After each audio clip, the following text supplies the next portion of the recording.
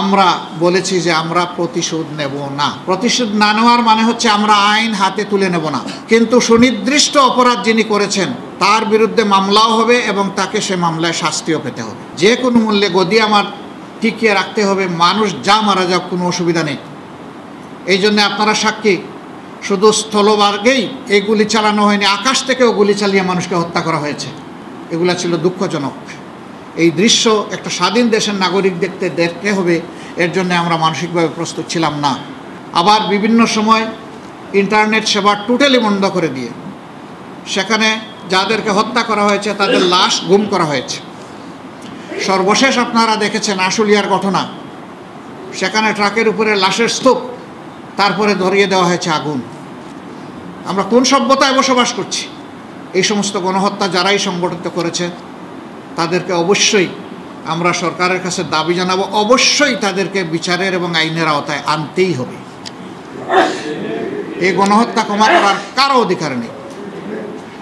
দল হিসাবে 15.5 বছর আমাদের সাথে যে বৈরিতা করা হয়েছে, আমাদের নিবন্ধন কেড়ে নেওয়া হয়েছে, অফিসগুলোতে তালা ঝুলানো হয়েছে, আমাদেরকে স্বস্তির সাথে চলতে দেওয়া হয়নি, দফায় দফায় আমাদেরকে নির্যাতন করা হয়েছে বিভিন্নভাবে, শেষ পর্যন্ত আমাদেরকে শেষ মুহূর্তে দিশাহারা সরকার নিষিদ্ধ ঘোষণা করে তারপরে তাদের কলিজা ঠান্ডা করেছে।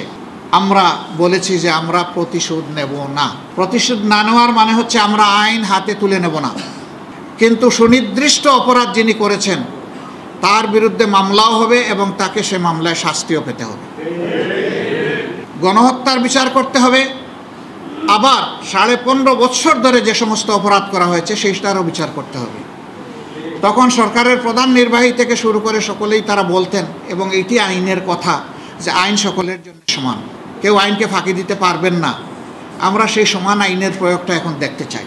তবে এটা ঠিক, এই আইনের আশ্রয় নেওয়ার নামে একজন নিরপরাধ মানুষও যাতে হ্যারাসমেন্টের শিকার না হয় সেটাও আমাদেরকে খেয়াল রাখতে হবে। একসময় এই স্টেজে যারা বসতেন, যাদের মুখের মূল্যবান কথাগুলো আমরা শুনতাম, জাতির কাছে যেত, আজকে স্টেজে বসা লোক একজনও এখানে উপস্থিত নেই।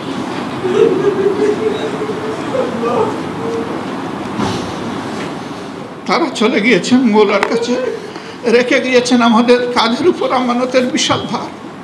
তাদের অপরাধ ছিল এই আয়াতটি যে প্রেক্ষাপটে নাজিল হয়েছিল, এইবারকার হজের মৌসুমে আল্লাহ তাআলা আমাকে সেই জায়গাটায় নিয়ে গিয়েছিলেন। 1000 বছর পুরানো এবং পুরানো মানুষগুলোর হাড্ডি এখনো রয়ে গিয়েছে। এগুলো চিৎকার দিয়ে বিশ্ববাসীকে বলছে, তোমরা সাক্ষী থাকো, আমরা তাওহীদবাদী হওয়ার কারণেই আমাদের উপর জুলুম করা হয়েছে, আমাদেরকে জিতা পুড়িয়ে মারা হয়েছিল, আমাদের নেতৃবৃন্দের এক এক করে 11 জনকে আমাদের বুক থেকে ছিনিয়ে নেওয়া হয়েছে।